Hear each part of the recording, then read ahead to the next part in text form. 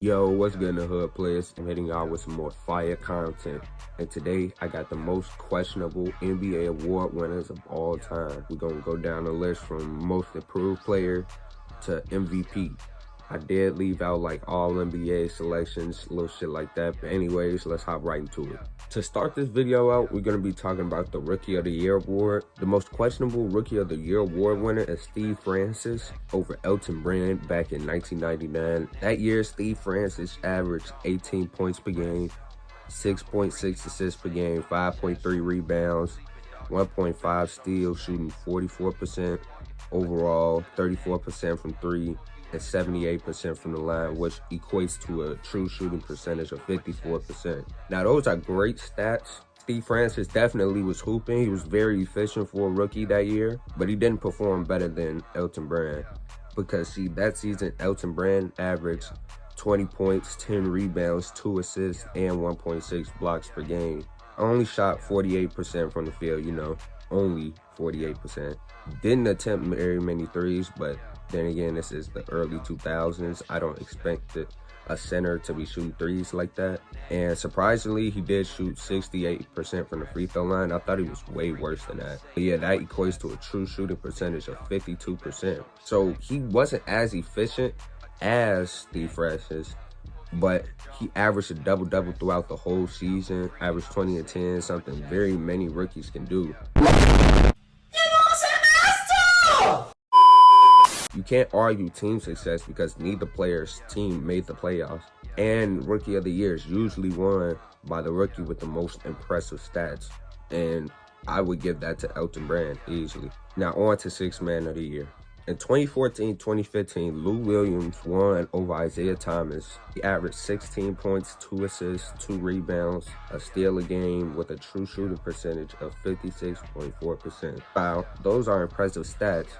I would argue that Isaiah Thomas' stats were better, as he averaged 16 points, 4 assists, 2 rebounds, with a steal per game, with a true shooting percentage of 57.9%. And during that season, Lou Williams was performing great, just not on par with Isaiah Thomas. Even before Isaiah Thomas was traded to the Celtics that year, he had averages of 15, 4, and 2, of a true shooting percentage of 57%. And those were statistically better than Lou Williams' numbers. Then if we provide context to those numbers, IT's numbers actually help provide more wins in the column than Lou Williams did, because the Celtics were not on pace to make the playoffs until Isaiah Thomas got there. Now for most improved player, this was actually the easiest one for me. I don't see how award voters got this wrong. Back in the 2004-2005 season, Bobby Simmons won Most Improved Player over Dwayne Wade. That year, Bobby Simmons averaged 16 points, 6 rebounds, 3 assists, 1.4 steals, with a true shooting percentage of 54%. That year, Bobby had a sort of level up, with him averaging 8.6 more points per game that year, which is crazy. That's almost a 10-point per game increase. He averaged 1.2 more rebounds, 1 more assist, and he actually developed into an above-average player that year. But see, it wasn't on the same par with Dwayne Wade, as D. Wade that year averaged 24 points per game, 7 assists, 5 rebounds, 1.6 steals, and a block per game, while having a true shooting percentage of 56%. And Wade actually averaged 7.9 more points per game, 1.2 more rebounds, 2.3 more assists, and just was an overall better defender, developed into an elite level defender, and with some paint resistance, while making second team All-NBA.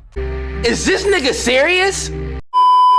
I mean, I just don't know how D. Wade didn't win this award. For our next award, we're going to be talking about Defensive Player of the Year. Now, a lot of you all may be thinking about Marc Gasol over LeBron James. I forgot what specific year that was, but I'm actually talking about the year before that, in which Tyson Chandler won Defensive Player of the Year.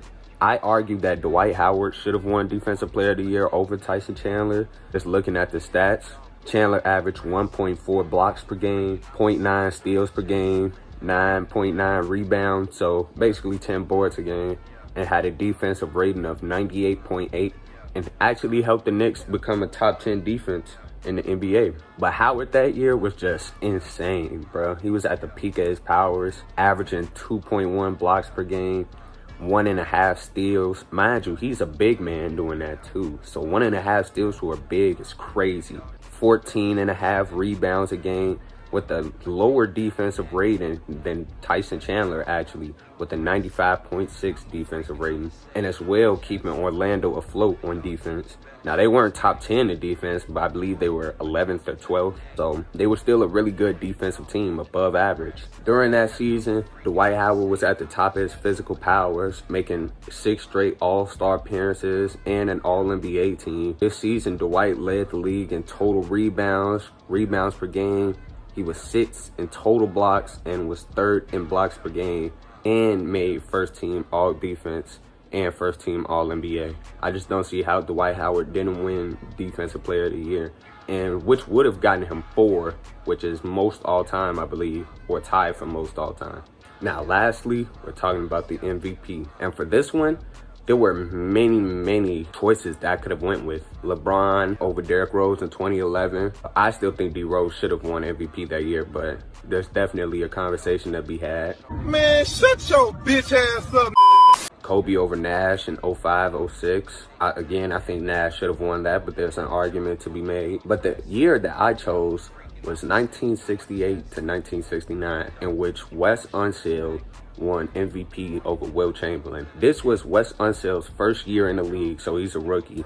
He came in the league averaging 13.8 points, 18.2 rebounds, 2.6 assists, shooting 47% overall, 60% from the line, and that equates to a true shooting percentage of 51%.